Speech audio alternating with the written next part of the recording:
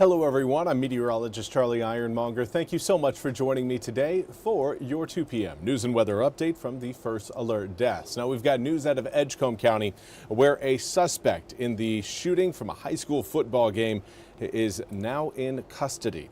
The Edgecombe County Sheriff's Office says detectives met with Raleigh police yesterday and took the shooting suspect into custody at a house in Raleigh. 2 teens were injured by the gunfire during the game between Tarboro and Southwest Edgecombe in Pine Tops. Sheriff Clee Atkinson says a 17-year-old boy was shot in the back while a 16-year-old girl was grazed by gunfire on her hand. A weapon got onto the campus despite law enforcement presence, metal detectors and weapon detection systems in place. Detectives are still asking anyone with video of what happened to please make contact and provide it to assist in the investigation. Now in some happier news, we turn to the upcoming game between ECU and the Brigham Young University Cougars. And BYU has a fun and interesting way to tailgate. Rather than bringing beer and brats, BYU fans will be bringing non-perishable food items to benefit the ECU Ross Purple Pantry. The mission of ECU Williams Ross Purple Pantry is to decrease food insecurity among the students of East Carolina University and increase access to other personal care items. Now, prior to ECU versus BYU game coming up this Saturday from 4:30 to 6:30, BYU and ECU fans are invited to bring non-perishable goods to BYU's tailgate area at 2296 Charles Boulevard. Run by BYU alumni Cougs Care program, the tailgating effort is a manifestation of the school's creed. Enter to learn, go forth to serve. Should be a very nice time, and again, a great way to get fans to come together and realize that, you know what, we all love a good football game. Now, we do need to talk about your weather forecast, looking at a little bit more sunshine today than what we've seen over the past 2 days, but there are certainly still some areas that are stuck under the clouds.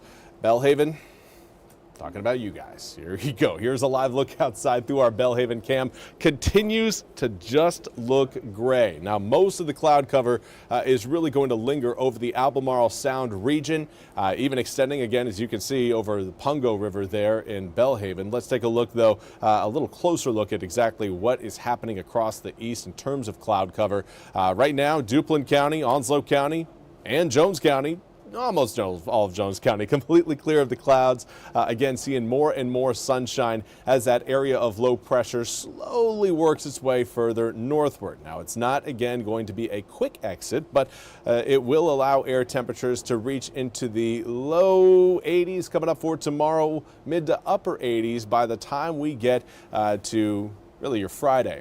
Right now, we've got mid 70s to upper 70s across areas that are receiving sunshine. There previously you just saw New Bern. Here is Morehead City, 76 degrees, westerly wind at 11 miles an hour. Rain showers, we've had a few over the east today, but certainly not a lot. We are tracking, again, a stray little shower working its way over Bertie County. Not a lot there, just maybe a quick little dash of rain, but nothing that's going to, again, soak you. Now, air temperatures, we've got quite the spread.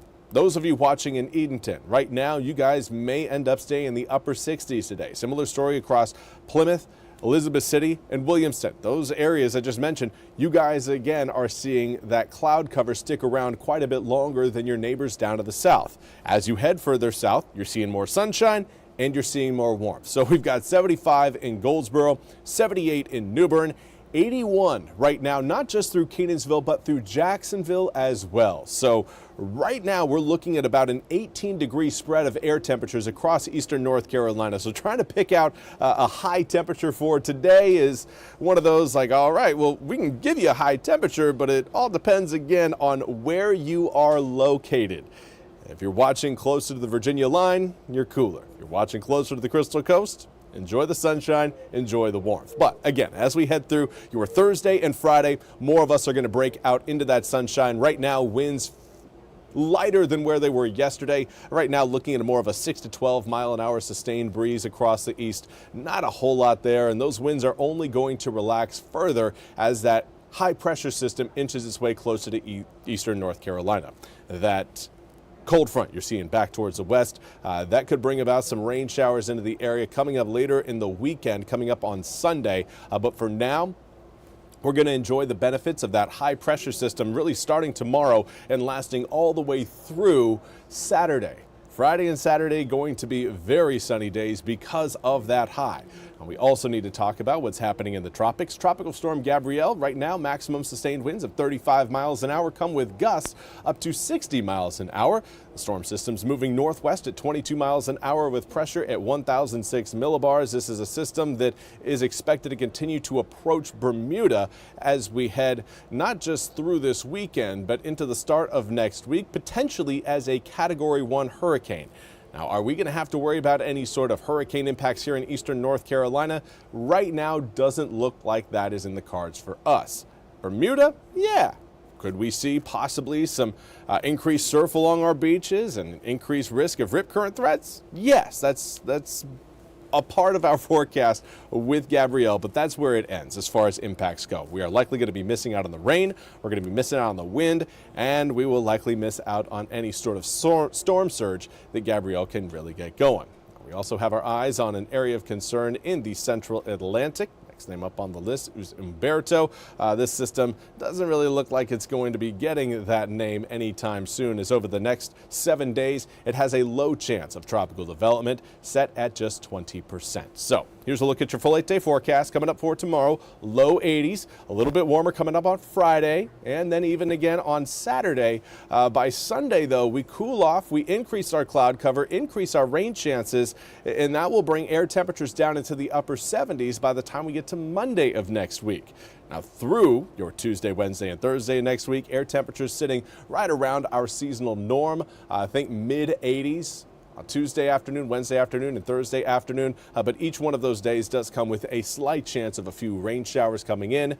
Those chances, though, set at a slim 20%. That's all we have time for today's 2 p.m. news and weather update from the First Alert Desk. I want to thank you all so much for joining me. We'll be back with more news and weather coming up at the top of the hour. Until then, I hope you all have a fantastic rest of your Wednesday.